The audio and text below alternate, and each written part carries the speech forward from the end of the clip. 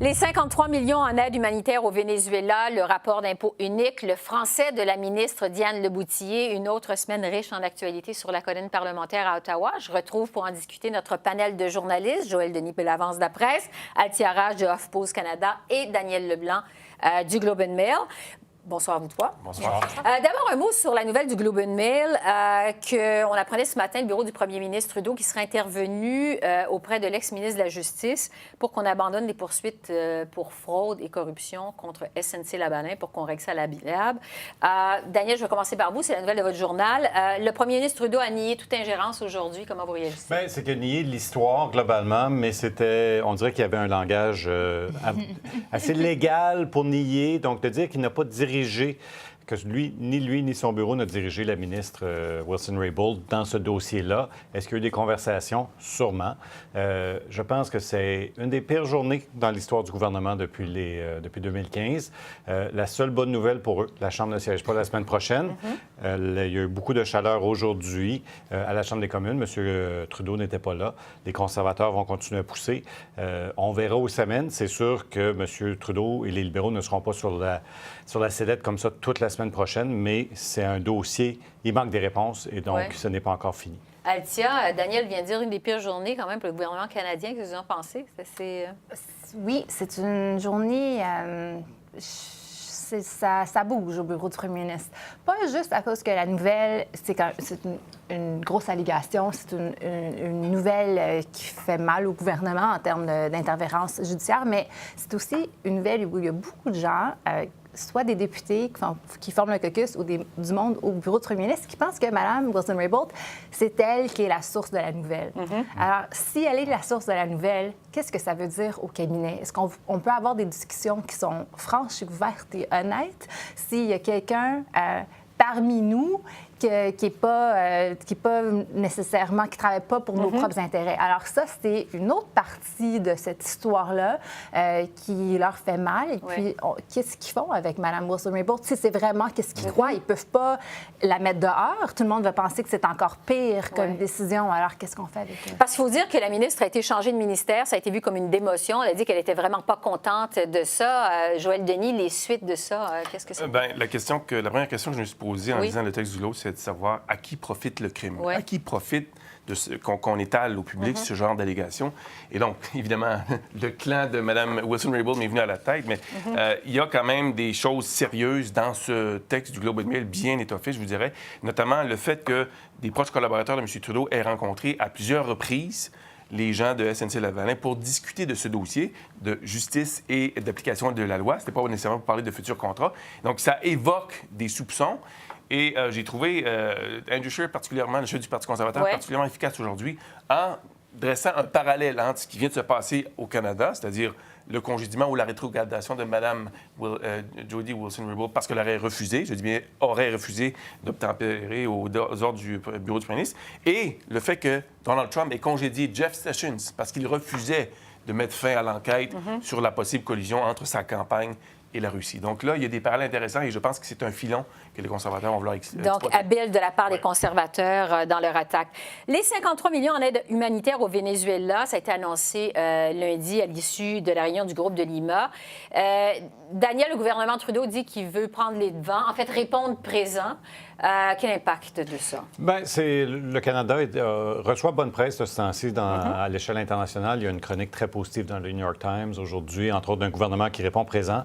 Je pense que le gouvernement aussi veut se démarquer un peu des Américains, mais suit un peu la vague mondiale, mais d'aider un peu les Vénézuéliens en donnant de l'aide aux pays comme la Colombie, le Brésil, qui accueillent beaucoup de réfugiés, est une assez bonne solution aussi. Donc, c'est un dossier dans lequel le Canada se tire assez bien depuis quelques jours. Althia, la position du NPD est très confuse concernant l'aide au Venezuela, concernant le Venezuela. En fait, on a l'impression que le NPD ne s'entend pas sur une position. Qu'est-ce qui explique ça du côté du NPD? M. Singh ne passe pas beaucoup de temps à Ottawa de ces temps-ci parce qu'il y a une élection partielle à Burnaby South, en Colombie-Britannique. Alors, c'est une des raisons. M. Singh aussi n'est pas très bon sur ses pieds, est-ce que je peux dire ça? C'est pas...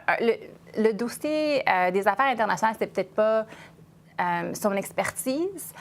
Il semble que c'est pas la première fois, mais c'est pas la première fois qu'il n'est pas nécessairement, qu'il parle pas de la même longueur d'onde avec le caucus. Puis il y a quand même un débat qui se passe auprès du NPD avec les militants qui ne sont pas d'accord avec la position du caucus. Et puis je pense que M. Singh faisait parole à ceci aussi. Ouais. Je pense que M. Singh aurait avantage à écouter davantage justement Hélène Laverdière, qui est la critique en matière d'affaires étrangères, mais qui a aussi une expertise assez profonde dans le domaine de la diplomatie, ayant été dans certaines chancelleries du Canada à l'étranger, notamment Washington, Santiago et au Dakar. Donc, elle a émis des bémols concernant la position du NPD. Il y a eu un renversement de position pour finalement changer à nouveau. Donc, on danse un peu le cha-cha, je vous dirais, pour le NPD dans ce dossier. Mais chose certaine, M. Singh aurait avantage à prendre davantage ses repères de la part de Hélène Laverdière, qui, elle, a une connaissance du monde des affaires étrangères. Bon. Sur le rapport d'impôt unique, maintenant, la motion a été déposée mardi par les conservateurs. Évidemment, c'est rejeté immédiatement par les libéraux. Daniel, pourquoi Ottawa s'obstine autant à ce rapport d'impôt unique, évidemment administré par Québec? C'est un peu... Bien, il y a plusieurs raisons, mais à la base, c'est pas garanti. Ce que beaucoup d'experts disent, c'est s'il y a un rapport unique, il devrait être géré à Ottawa. Le Québec ne veut pas, donc que le Québec fasse le sien, qu'Ottawa continue à faire le sien. Il n'y a pas j'ai demandé au ministère des Finances du Québec, qui s'occupe du dossier, c'est quoi votre position, comment vous allez faire? Il dit, on ne veut pas spéculer sur les détails. Les conservateurs disent beaucoup, on va en discuter, ça reste à voir. Je ne pense pas que c'est un dossier qui est bien ficelé pour l'instant. C'est pour ça que les libéraux peuvent le rejeter. Quelles sont les économies? Qu'est-ce qui marche? On est dans une question de principe et non pas dans la... Et c'est une question de gros bon sens, mais il faut être sûr qu'il y a des économies et que ça marche. Et il y a des différences entre le régime fiscal canadien et le régime fiscal québécois. Donc, c'est un dossier, à mes yeux, qui est inachevé. C'est pour ça que le gouvernement fédéral s'y oppose, parce qu'il n'y a pas... Les arguments sont beaucoup plus symboliques. On facilite la vie. Les gens sont écœurés d'avoir 2 rapports d'impôt. Oui, mais c'est quoi la solution? Oui, j'ai un analyste qui me disait cette semaine que, en fait, les raisons sont beaucoup plus politiques que fiscales de proposer le rapport d'impôt unique. Qu'est-ce que vous en pensez, Althia? Absolument. Mais je pense que les conservateurs pensaient que ça allait être un dossier qui allait pouvoir démarquer qu'eux, ils sont vraiment à l'écoute des Québécois. Dans le temps où ils pensaient que le Bloc québécois, que ça chutait puis que c'était la fin du Bloc. Le gouvernement libéral, par contre, cette semaine, je pense, a des meilleurs arguments en disant que ça va... Bien, les milliers de jobs à Shawinigan, si on va avec un rapport au Québec uniquement, bien, ces gens-là, ils vont plus avoir d'emploi. Puis ça, c'est... On n'a pas... En tout cas, moi, j'avais pas entendu cet argument-là avant cette semaine. Puis je pense que ça, c'est peut-être un meilleur argument que je veux dire non. C'est pas scientifique, mais j'ai écrit pas mal sur ce dossier-là cette semaine et j'ai reçu pas mal de courriels de lecteurs et je vous dirais, dans une large proportion, ils sont contre l'idée d'un rapport d'impôt unique. S'il devrait y en avoir un, ça devrait être le fédéral qui l'administre. Donc ça, j'ai trouvé ça assez intéressant parce que ça tranche avec ce que soumettent les conservateurs après leur tournée du Québec, disant que ça a été souvent évoqué. Donc, l'autre chose, j'ai trouvé que le gouvernement Trudeau a bien joué ses cartes cette semaine dans ce dossier. D'abord, en annonçant, promettant un nouvel édifice fiscal à Shawinigan. À Shawinigan, flambant neuf, ça veut dire des jobs pour construire l'édifice, ça veut dire qu'il va y avoir une pérennité. Et ça a comme un peu ébranlé, je pense, les conservateurs, ils ne l'ont pas vu venir. Et donc, le centre fiscal de Shawinigan est devenu, en quelque sorte, le symbole d'une bataille politique qui va être probablement assez intense durant la campagne. Oui, et on sent que les conservateurs tapent beaucoup là-dessus pour la prochaine campagne électorale, que ça va être un gros argument, le rapport d'impôt, la déclaration d'impôt unique pour les Québécois. Finalement, ce que vous nous dites, Joël Denis, c'est que ça ne va pas être une grosse priorité des Québécois pendant la prochaine campagne électorale. Sauf que ça peut peut-être convaincre des gens de la CAQ de se ranger derrière le Parti conservateur pour les appuyer durant la campagne électorale. Bon. La controverse au sujet de l'unilinguisme de la ministre du Revenu, Diane Leboutillier, qui répond uniquement en français aux questions à la Chambre des communes. Daniel, qu'est-ce que vous pensez de cette controverse? Bien, c'est ça. Je pense que M. Trudeau a commencé par attaquer les conservateurs en disant pourquoi vous ne parlez pas en anglais du rapport d'impôt unique. Je pense que c'est peut-être ce qui a fâché le côté conservateur. M. Berthold s'est emporté. Il a dit des paroles qui l'ont fait mal paraître.